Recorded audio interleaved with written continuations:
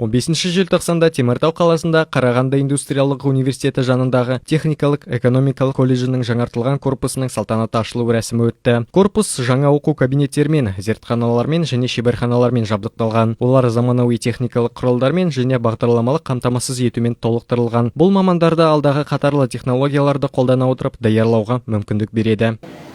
Бұл жаңадан қалпына келген корпус 2013 жылдан бастап жарық түрде болған. Соны биыл университетіміздің басшысы Жаутик Бақтақатұлының бастамасымен осы корпусқа толық жөндеу жұмыстары жүргізіліп, колледжімізді осы корпусқа қайтадан көшіріп әкеліп, ары қарай білім беру мақсатында пайдаланамыз. Бүгінгі күні бұл корпустың жалпы 1000 студентке дейін білім алуға арналған осы корпус.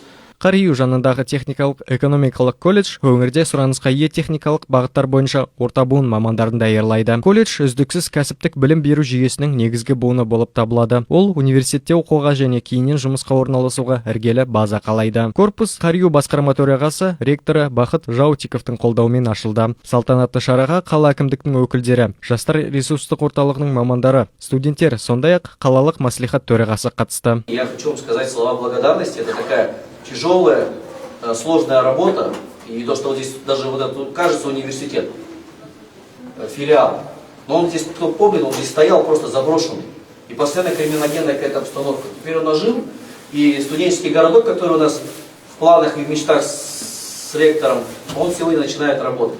Жаңартылған корпустың ашылуы Теміртау қаласы мен Қарағанды облысының білім беру саласына қосылған үлес ретінде бағалануда. Бұл студенттер мен оқытушыларға оқу процесінің сапасын арттыруға жаңа мүмкіндіктер береді. Шара білім беру инфрақұрылымын жаңғыртудағы және сұранысқа ие мамандарды даярлау үшін оңтайлы жағдай жасаудағы маңызды қадам болды.